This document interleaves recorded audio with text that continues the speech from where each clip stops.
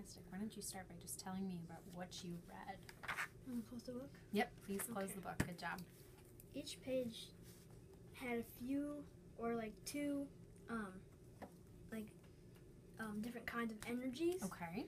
And I can remember some of them. They Sure. were like chemical energy, nucleus energy, electric energy, and like they had a picture of the energy being used in like life.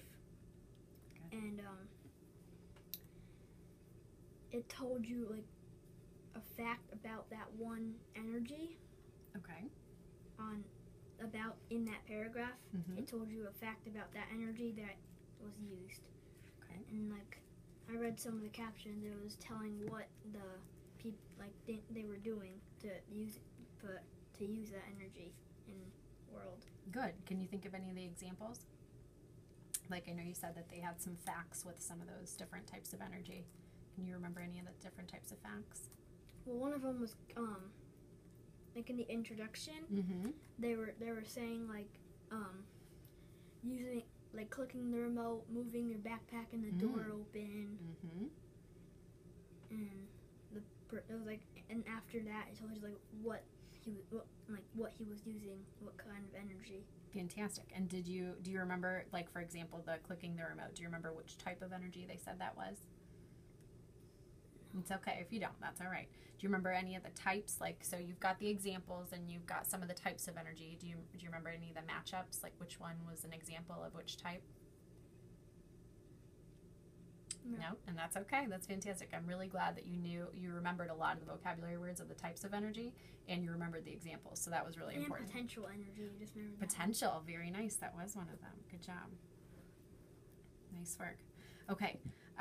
Very nice. Any other vocabulary? You came up with a bunch of it. Any other vocabulary that stuck out to you? I know the meaning of energy. Sure. Tell me, please. It's a cause of work. Nice. Fantastic. Any other little vocab pieces you have for me? That was a lot. I'm impressed. Nice job, buddy. Okay, is it fiction or nonfiction text? Nonfiction. It's nonfiction. Tell me why. You sound confident. Because I know you can use this energy because I've used a lot of it. Good. I've used a lot of the types of energy. Good. Okay, so if I looked at this text and I looked at a fiction text, what are some things that I would know right away that this was nonfiction?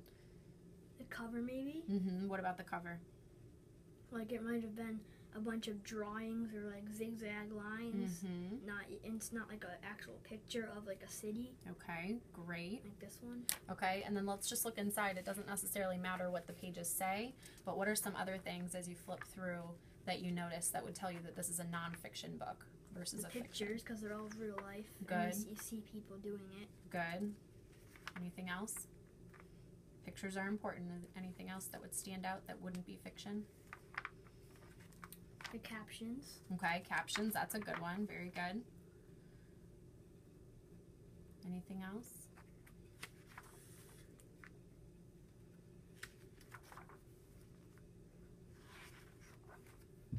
Good? Yeah. Okay, good. Those are two really important ones. That's really good. Fantastic. Okay. What do you think? Overall, did you like the text? Yeah. Yeah? Something that you would continue to read if you had the opportunity? Maybe, Yeah, fantastic. Okay. And tell me about your thoughts on science. Do you like science? Because energy goes with science. When we do science in class, I like doing the experiments and like telling about it, but I don't like writing a bunch of notes about like vocabulary and writing the meanings and Gotcha.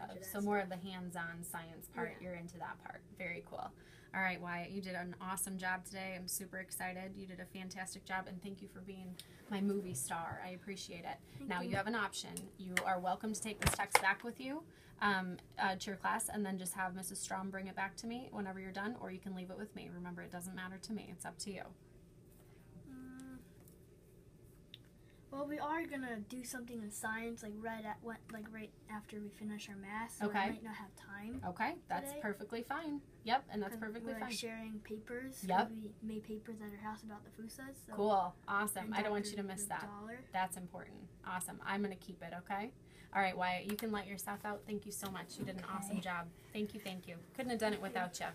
You have a great rest of the day. Enjoy that fusa. Okay, so let's look at the comprehension rubric. So I basically just took some notes on some things that he said so that I knew I could have a little bit of background on how I was going to score it after he gave me all the information. So the first one talks about sequence, and he was able to tell me a lot of the stuff. He told me even about like author's purpose, basically, and telling me how the author had set it up as far as how they had a type of energy, and then they gave an example or a fact, he said, about the type of energy, which was great. So that piece, as far as sequence goes, was really good. He did remember the potential. He couldn't remember the kinetic energy, which wasn't the end of the world, but he did remember the examples of kinetic energy. He was not able to connect the examples to the type of energy. So again, great information that he was able to remember, but not a full picture of what he got. So if we look at our sequence, I think that most events in sequence and tells most key facts. I think he did a great job with that. I am going to give him a 4. Vocabulary and details is the next one.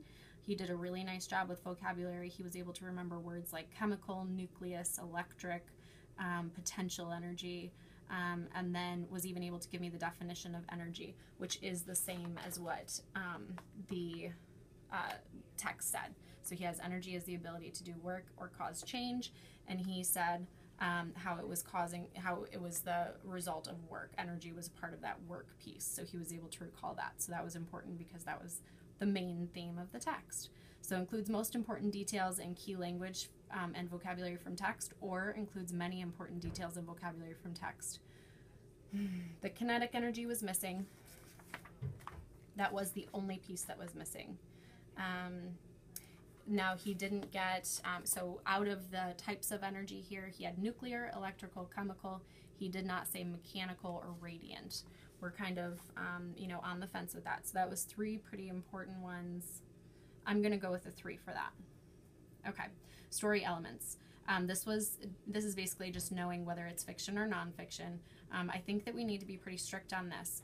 So a 4 for nonfiction is names all organizational features, and then a 3 is names many organizational features, and then number 2 is names 1 or 2 organizational features. Now he was able to tell me caption, he was able to say that it was real photos, he was confident that it was nonfiction, which was a bonus, and then he was even talking about the cover and how the title and the illustrations were able to give him hints as that too.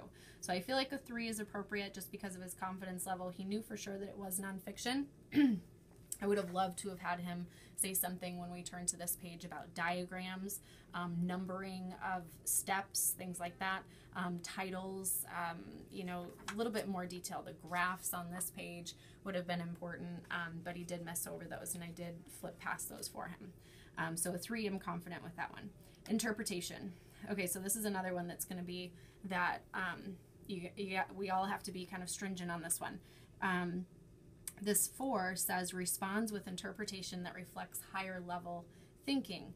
I'm thinking DOK4 with this. I'm thinking we are outside the box, we're wondering, we are asking questions, we are, well, what if kind of stuff going on. And I did not hear any of that from our guest reader. I did hear literal interpretation. He was not misinterpreted. He understood what he was reading. He was able to apply it to things that he had done. He could connect to the text. So I'm easily able to say that this was a 3.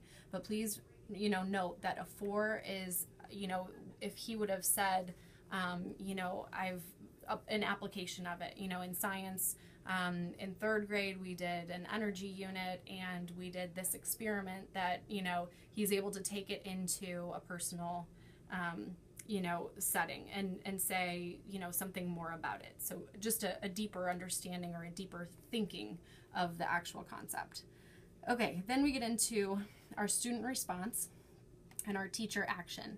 These two, as many of us have noticed, can be very subjective, and it really depends on the personality of the student.